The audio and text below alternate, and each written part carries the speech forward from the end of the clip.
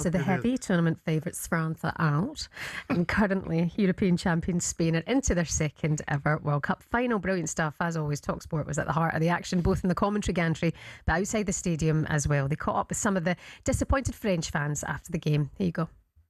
Disappointed for the gameplay by the French team today, but at the same time you gotta congratulate the winner. Today Spain took care of business. They had a battle of the midfield, and obviously they won the game. I'm not gonna blame anybody. I mean, that's the beauty of the game. You win a day and you lose a day. Today was a bad day for France, so just suck it up and move for the next game. You can feel the disappointment. It really was a peculiar one. We were all surprised by it last night. The French are out, lost 2-0. Spain are into the final. We can get more reaction now from the French performance. Crossover now to France football expert Erik Bielderman. Good morning to you, Erik, and commiserations. How you doing? Good morning, Erik. Good morning. Disappointed, and even more than disappointing, disillusion. We talked over the tournament day after day that France was said to be the favorite, and there was always one point that we shared is the 4-2-4 system. Is the fact that when you do play Spain and you keep the system, you have four fantastic weapons up front.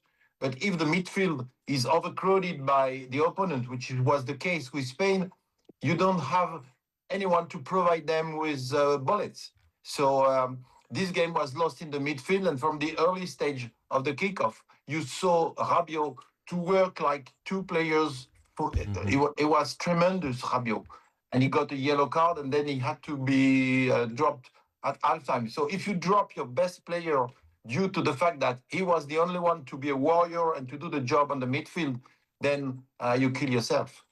Erik, I agree on the formation. I was surprised at half-time they didn't make some changes. I mean, Lucas Digne, I love him as a player, but he had a tough first half with Lamine Yamal giving away the penalty. I thought Hernandez would have come on at half-time and also maybe change the formation, sacrifice an attacker for another centre midfielder. You know, Zaire Emery could have come on and got in and around that Spanish midfield, couldn't he?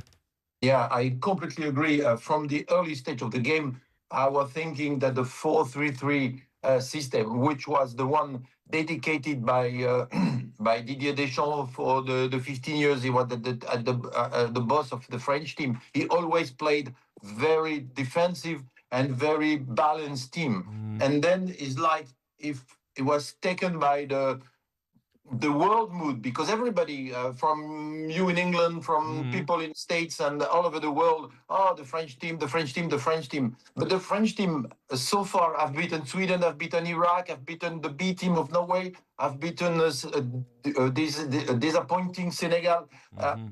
They hardly have been challenged. And when they got challenged by the only team who is playing the football that we don't like to play. The only team which can easily kill us when we have a 4-2-4 system. Players like Olmo, if you look at him, he's always between two lines. Yep. This player, you saw it in the game with Belgium, you saw it in the game with Portugal. He is exactly the kind of, I would say, a virus who is entering in the blood of the opponents, and he killed us. He was one of the players perfectly suited to kill us. Yeah. Can I just ask your thoughts on Mbappe last night as well? I mean, did he let himself down, Erik? I know he's a big player, he's a big personality, but even walking off last night, not shaking anybody's hands, I mean, how does that look? It looks like the real Mbappe is back. There is two Mbappe, the one who is having a mission and the one who can be positive and working and sharing and being the leader of a team. And when he loses his gift, his toy, when the toy is broken, suddenly the teenager who is part of him comes back, the one who is selfish, the one who is a bit aggressive when he gets a yellow card with the goalkeeper, the one who doesn't share hands with opponent, the one who suddenly in the last 20 minutes he knew the game was lost and he played for himself.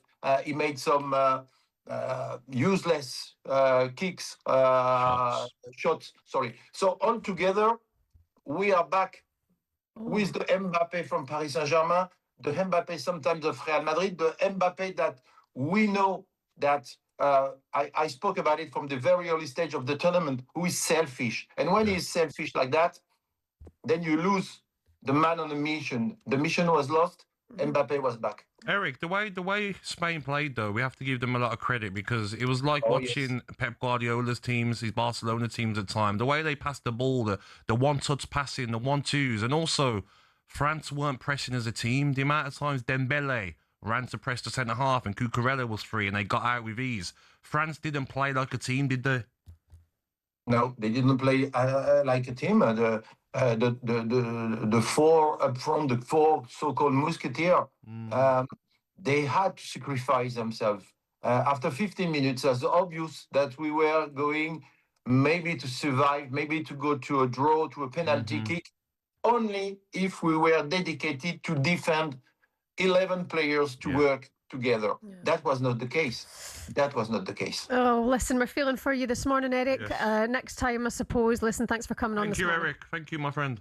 Thank you. I cheer England. I did work for 20 years backing with the England national team. So I'm with you, my friends. Thank you very much, Eric. Good on you. Erik Bielderman there, French football expert. Still to come for you on breakfast this morning.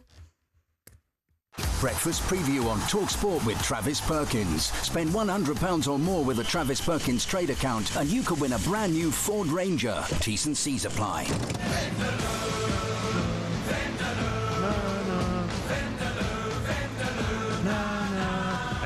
Timing's a bit better today. You singing gives me the ick so bad right now. A shame. What a real shame. We're not going to get married then. Oh, what a shame. Yeah. What a shame. We'll be joined by social media sensation and England superfan Steve Bracknell, who's been touring around North America following the Three Lions. We'll hear from Steve for taking your calls this morning. Go on, England fans, pick up the phone. Is this the game of a lifetime? What message are you sending to your players to bring it home and end years of hurts? 03717 22 33 44 is the number to call.